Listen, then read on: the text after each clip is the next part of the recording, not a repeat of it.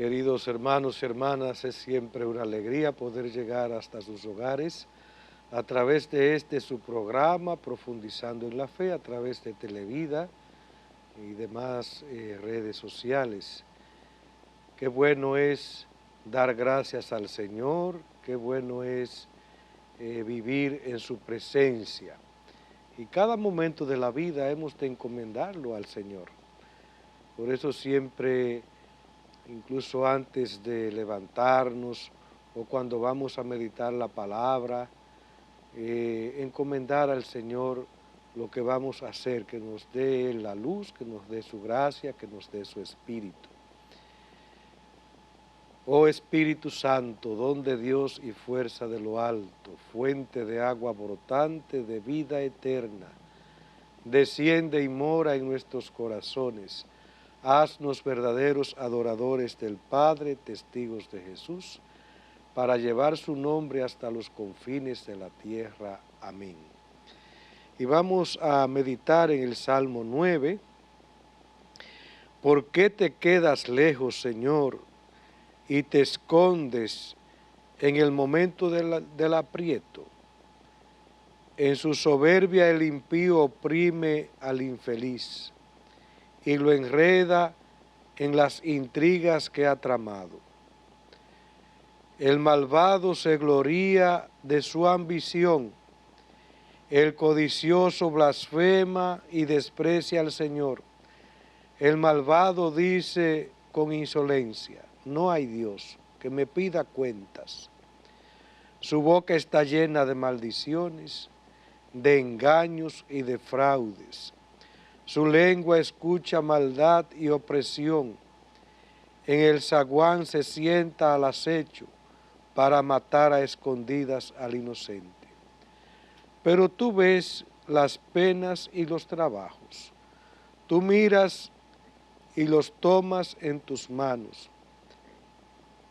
A ti se encomienda el pobre, tú socorres al huérfano.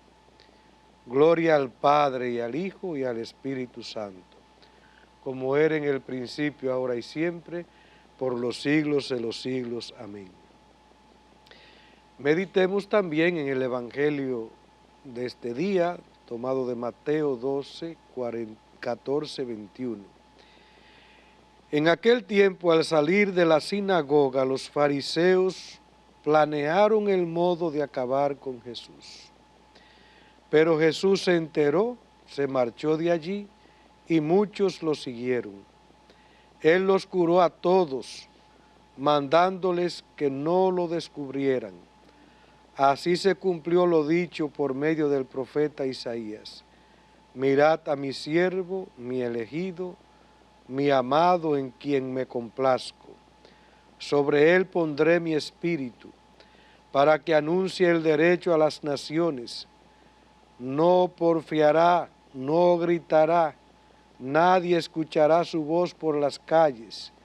La caña cascada no la quebrará, la mecha vacilante no la apagará, hasta llevar el derecho a la victoria. En su nombre esperarán las naciones. Palabra del Señor. Gloria a ti, Señor Jesús. No todo el mundo tiene la gracia y el Espíritu de Dios. El malvado, como bien lo describe el Salmo 9 que hemos proclamado, describe una serie de actos del hombre que maquina el mal. Primeramente se gloría de su ambición, dice la palabra. La ambición es uno de los pecados más fuertes, porque el hombre por ambición, por avaricia, es capaz de cometer graves pecados como son los crímenes, el robo, las injusticias, el alterar la balanza. Es decir, que detrás de ese mal deseo que hace muchas veces morada en el corazón del hombre, pues se esconden muchas realidades y lleva a cometer otros pecados muy graves. El codicioso blasfema y desprecia al Señor. Desprecia al Señor porque cree que con su dinero va a resolver todos sus inquietudes, sus problemas, pero se engaña porque el dinero no nos puede alargar un solo segundo a la vida. Y sigue diciendo, el malvado dice con insolencia, no hay Dios que me pida cuenta. Qué cosa tan terrible que de la boca de una criatura que no tiene consistencia en sí misma, que es mortal, que diga una blasfemia de ese tamaño, que me pida cuenta. Pues todos tendremos que dar cuenta ante Dios, todos. El que tiene conocimiento de Él y el que quizás no tiene tanto conocimiento. Por eso dice la palabra que ante Él se doblará toda rodilla, ante Él jurará toda lengua. Por eso hay que pedirle al Señor siempre vivir en la verdad. Y vivir en la verdad es reconocerme criatura, es reconocer que no tengo en mis manos el destino, ni mi mañana, ni siquiera la vida futura. En definitiva es una gracia, es un don de Dios que da a los pequeños, a los humildes. Y Jesús se encontró con gente malvada en su camino. Hoy el Evangelio nos presenta que los fariseos llegó un momento en que decidieron acabar con él. Y no era más que por envidia, porque Jesús atraía a la gente con su sabiduría, con sus sanaciones, con sus buenas obras, con sus palabras de vida. Y esta gente sentía envidia, sentía celo, y tomaron la decisión de acabar con él. Y andaban buscando el momento propicio. No lo hicieron antes porque no pudieron, pero todo el ministerio de Jesús estuvo asediado, acechado por esta gente que no lo soportaba. De hecho, toda persona de bien, de alguna manera, es incómodo porque solo su testimonio ya es como un escándalo para que el que camine en el mal. Es una denuncia del pecado. Sin embargo, Jesús actúa con toda serenidad. No es un ingenuo, no actúa con ingenuidad, sabía que lo estaban buscando, se marchó de allí, nos dice Mateo hoy en el Evangelio. Pero también no se detuvo en su obrar el bien, sino que allí también curó a muchos, seguía haciendo la obra de Dios, la obra de Dios. Y es que en él estaba el Espíritu Santo, el Espíritu Santo. Jesús estaba lleno del Espíritu Santo. Y por eso la caña quebrada no la acaba de romper, es decir, a ese que está necesitado, o que está un poco quebradizo, ya sea en su cuerpo o en su espíritu, Jesús no lo quiebra, no lo acaba de romper, al contrario, lo cura para que se restablezca. A la mecha vacilante no la sopla para que se apague, sino que la protege para que siga dando luz. Y termina diciendo el evangelista que luchó hasta llevar el derecho a la victoria. Todo lo que Jesús hizo tenía como fondo la dignidad de la persona humana. Por eso reivindicó a la mujer que era despreciada en la sociedad judía, que era tenida en menos. Jesús las acogía, Jesús se dejó atender por ellas, y aunque en algunas ocasiones tenían otra religión, como era el caso de la samaritana, y un judío ni siquiera hablaba, Jesús tuvo la valentía de hablar con ellas. Y en esta sociedad que todavía no reconoce muchas veces los derechos de la mujer, Naturalmente debo explicar aquí un poquito porque sobre todo ahora este tema del Código Penal se habla de que la mujer tiene derecho a decidir, y es verdad, tiene derecho a decidir, pero no todos los derechos tienen el mismo valor. Y podríamos preguntarnos ante el derecho a decidir que tiene la mujer y el derecho a la vida del hijo que lleva en su vientre, ¿cuál es más? ¿Cuál tiene mayor peso, mayor razón de ser? Si la vida es el principal y el fundamental, el más fundamental de los derechos. Bueno, vamos a hacer ahora una pausa y continuaremos dentro de un momento.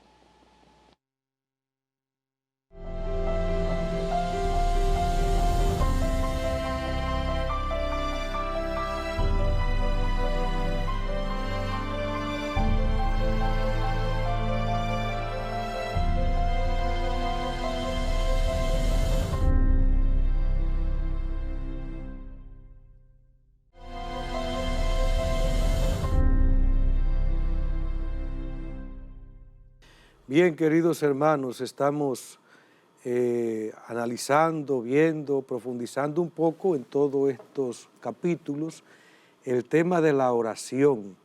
Este año dedicado a la oración para orar un poco más, también para reflexionar sobre esa dimensión fundamental de la vida cristiana que el catecismo de nuestra iglesia le dedica todo un capítulo, la cuarta parte del catecismo está dedicado a ese solo tema de la oración, porque como me han escuchado en otras ocasiones, la fe la profesamos, la fe la celebramos a través de los sacramentos, la hacemos vida con los mandamientos y las virtudes cristianas, y esa fe también la oramos. Y entre los caminos que nos presenta la iglesia para llegar a Dios, hay uno que cada uno de nosotros pues lo hemos acogido en nuestra casa, que es la comunión con María. Todo católico debe ser mariano, ha de ser mariano. Y más que todo católico debiera ser todo cristiano. Y ahora me llega a la memoria aquellas palabras de Jesucristo antes de expirar en la cruz, cuando contemplando allí la presencia de María y de Juan, que dicho sea de paso, esas dos personas que tanto amaron a Jesús, la madre, y Juan, que era el discípulo amado, porque siempre, aunque uno tenga amigos, hay una persona que es más amiga, más allegada. Podríamos decir que dentro de los 12, Juan era como ese amigo especial que Jesús tenía. Eran todos discípulos y todos formaban parte de esa comunidad, pero con Juan había como una afinidad mayor. Y por eso mismo Jesús tiene la confianza de entregarle a su madre, a Juan, en quien Jesús como que tiene más cercanía, más afinidad.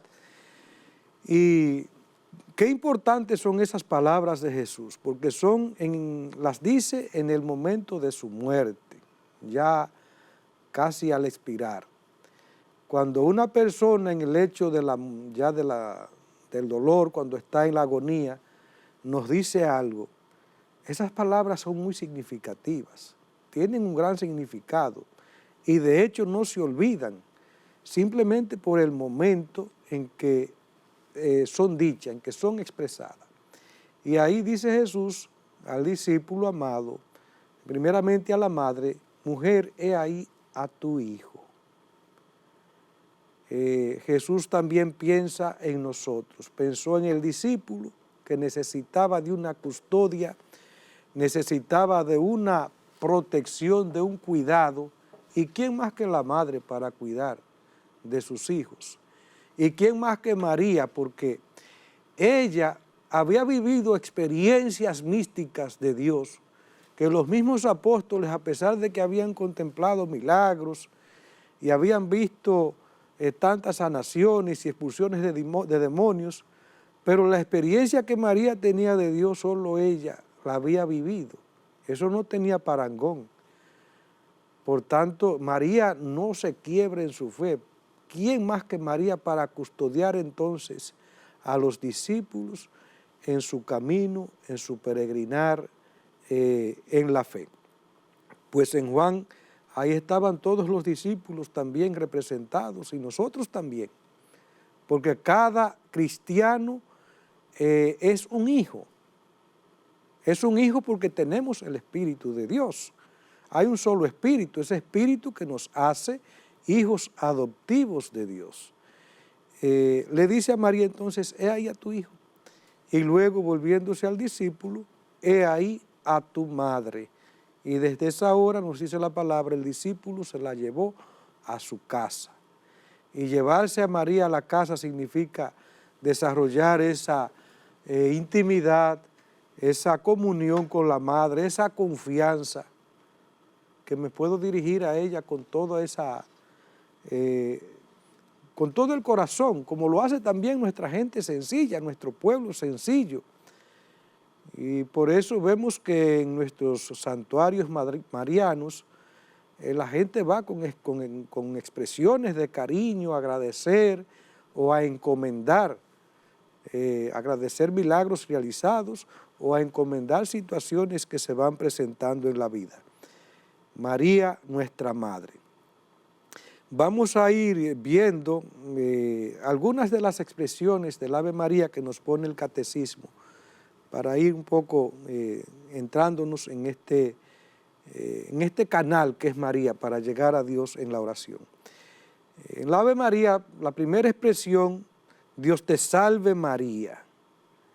Una vez oí a una hermanita protestante por la radio, ni sé quién es, que decía, pero ¿y qué es eso? Que Dios te salve María. No está diciendo que Dios salve a María, que de hecho también es así, porque solo la salvación siempre viene de Dios. Solo en Él hay salvación, y María como madre, como humana, también fue redimida de manera anticipada. Pero lo que aquí dice el ángel es un saludo. En latín, el salve es un saludo. Dios te salve, María, es una palabra que se mantiene. Es decir, Dios te saluda, María. Y por eso nos dice el Catecismo, la salutación del ángel abre la oración del Ave María. Es Dios mismo quien por mediación de su ángel saluda a María. Nuestra oración se atreve a recoger el saludo a María con la mirada que Dios ha puesto sobre su humilde esclava. Alegrarnos con el gozo que Dios encuentra en ella. ¡Qué maravilla! La oración, cuando acoge y hace suya la palabra de Dios, se hace más efectiva, porque esa palabra no fue pronunciada por un humano, no, fue pronunciada por el ángel, por encomendación del mismo Dios. Es Dios quien le dice a María, Dios te salve. Por tanto, cuando yo estoy diciendo eso, y sobre todo como lo digo con el sentido y la fe que amerita, es como si el mismo Dios se lo estuviera diciendo nuevamente a ella. Dios te saluda. Dios te saluda. Y nos dice, termina diciendo este párrafo que acabamos de leer, que Dios ha puesto su mirada sobre esa humilde esclava, porque Dios se alegra en lo pequeño, se fija en lo pequeño. Y eso es realmente lo hermoso de Dios, que aún siendo todopoderoso, aún no teniendo ni principio ni fin, siendo eterno, el Señor se fija en lo pequeño, en lo humilde, y María luego lo reconoce cuando, llena del Espíritu Santo, dice, proclama mi alma la grandeza del Señor, la grandeza del Señor, porque ha mirado la humillación de su esclava. Por tanto, hermanos, esa expresión que viene de Dios, que el ángel dijo en aquel momento, pero y que usted y yo decimos constantemente cuando nos dirigimos a María, ya sea en el Santo Rosario, ya sea en el Ave María, digámoslo con esa fe, digámoslo como Dios lo dijo, como el ángel lo dijo por mandato divino. Dios te salve María, Dios te saluda, y te saluda porque eres tan humilde, eres tan pequeña, eres tan santa. Dios te saluda. Y pidamos al Señor también que bendiga a nuestro pueblo, que siga derramando su gracia a través de nuestra Madre que nos cuida, que nos ama, que es también modelo de virtud y de fe. Hacemos nuevamente una pausa y continuamos dentro de un momento.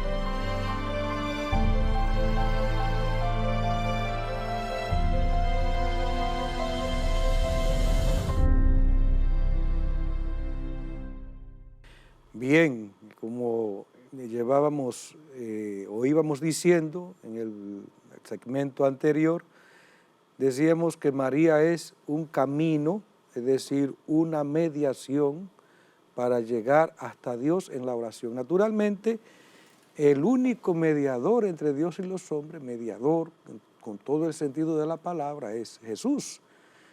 Él mismo ha dicho, yo soy el camino, la verdad y la vida.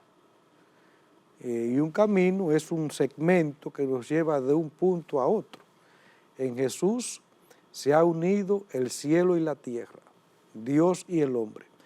Pero María es medianera en el Hijo. Igual que nosotros también somos mediadores ante Dios. Y eso lo vemos continuamente en el Evangelio, el caso de Jairo, que ora por su hijo, por esa niña que muere. Lo vemos también en aquella cananea que pide la expulsión del demonio de su hija. Lo vemos en la viuda de Naín, que ya lleva a enterrar a su hijo, pero va gritando desde su interior su dolor. Y Jesús, viendo ese dolor, se conmueve. Entonces, la intercesión es fruto de esa realidad que se llama comunión de los santos. Vivimos en una comunión de bienes materiales y espirituales. La persona de por sí lleva la imagen de Dios, que es Trinidad. No podemos vivir solo. Y eso tanto en el orden natural como en el orden sobrenatural. Estamos llamados a vivir en la comunión. Por eso la esencia de la vida podríamos decir que es el amor. Y para que podamos amar, al menos se necesita a otro. Dios mismo es amor y como tal vive en una comunidad de tres personas. El Padre, el Hijo y el Espíritu Santo. María entonces es, podríamos decir, la intercesora por naturaleza, por antonomasia, así Dios la ha querido. Es un prototipo de intercesión y el Evangelio la presenta así en las bodas de Caná. María ni siquiera hay que decirle, mira, no tienen vino, no, ella se fija. Y así también en nuestras vidas, ella fija su mirada en nosotros y también le dice a su hijo, ¿verdad? Mira, se le fue la alegría, el vino es el signo de la alegría, del gozo, de la paz. Pon nuevamente, Señor, la alegría en ese matrimonio, en esa persona. Por tanto, María es grande en ese sentido también. La otra expresión del Ave María, llena de gracia, el Señor está contigo. Las dos palabras del saludo del ángel se aclaran mutuamente. María es la llena de gracia porque el Señor está en ella.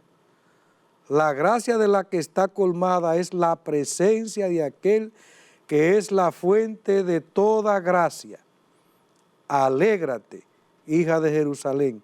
el Señor está en medio de ti. Nos dice Sofonías 3, 14, 17. María, en quien va a habitar el Señor, es en persona la hija de Sión, el arca de la alianza, el lugar donde reside la gloria del Señor. Ella es la morada de Dios entre los hombres, Apocalipsis 21, 3.